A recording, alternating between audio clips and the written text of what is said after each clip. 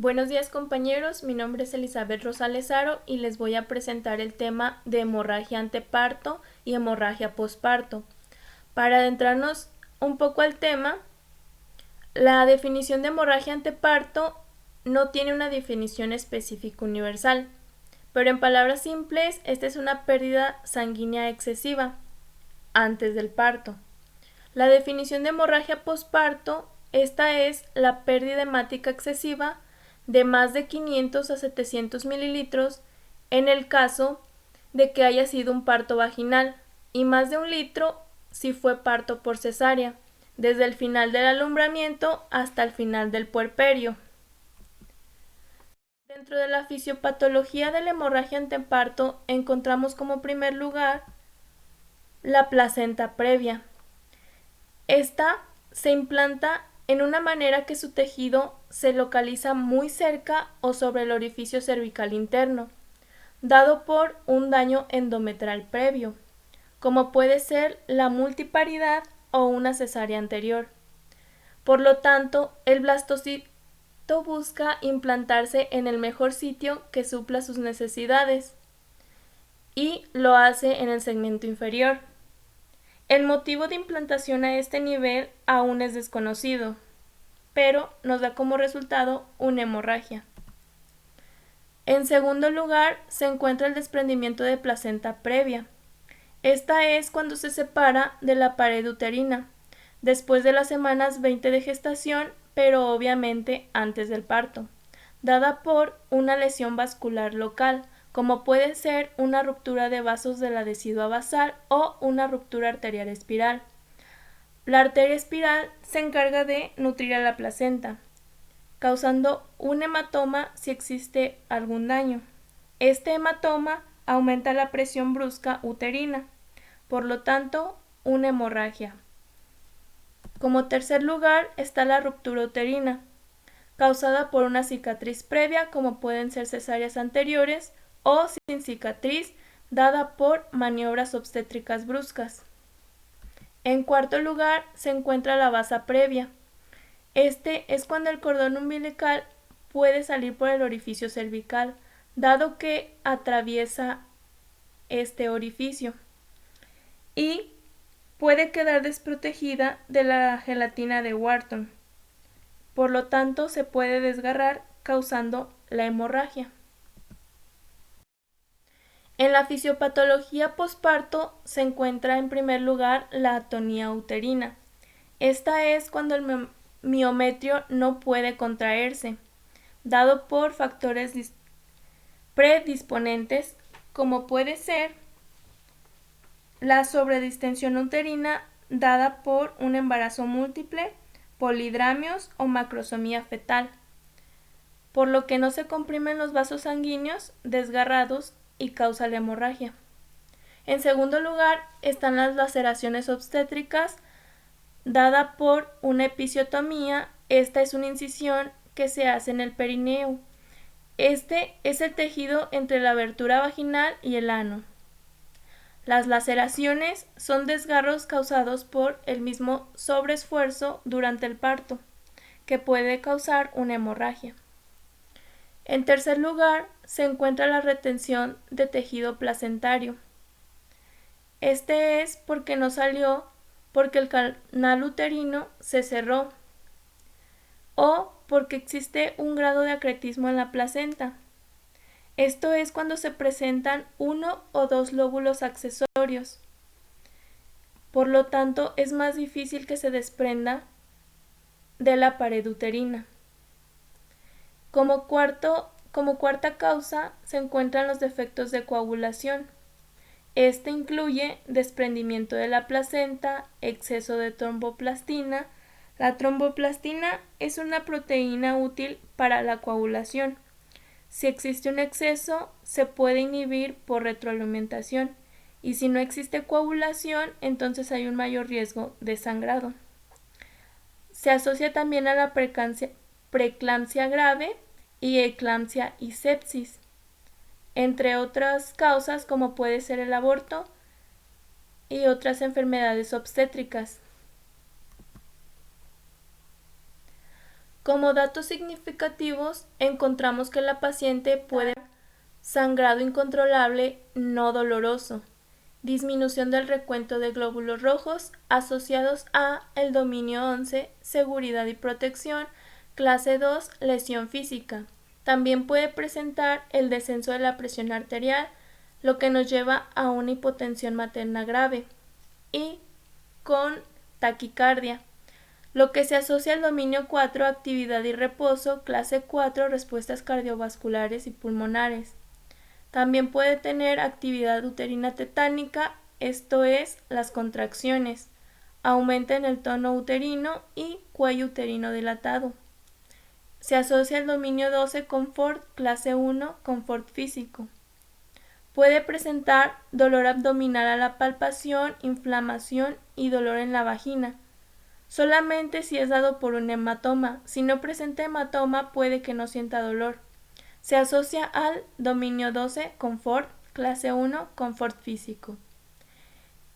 El feto puede presentar un sufrimiento, dado por episodios de taquicardia y enseguida de bradicardia. Si presenta una anemia grave, su frecuencia cardíaca puede ser sinusoidal. Asociado al dominio 8, sexualidad, clase 3, reproducción. Como estudios auxiliares diagnósticos encontramos la evaluación clínica. Una hemorragia es muy evidente y la palpación del útero, esto nos indica si está aumentado de tamaño y no se ha contraído. Los análisis basales como grupo sanguíneo, IRH, hemoglobina, hematocrito y recuento de plaquetas.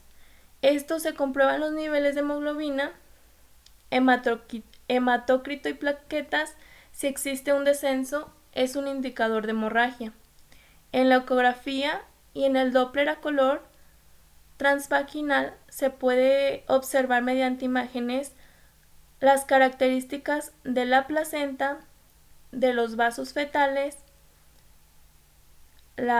si existe una hemorragia oculta, ya que no se ve, y nos puede indicar cuál es el tamaño y la localización de la hemorragia. Como tratamiento farmacológico o clínico tenemos la infusión con cristaloide. Esta es para corregir rápido un déficit de volumen. Uterotónicos como la oxitocina para inducir la contracción, ya que inmediatamente después del parto quedan vasitos libres que estaban atados a la placenta y estos se tienen que comprimir para no tener un sangrado. El parto, si el feto tiene mayor o igual a 37 semanas de gestación, pero si la madre presenta una hemorragia muy grave y muy intensa, no nos va a importar la edad gestacional, tiene que llevarse a una cesárea urgente.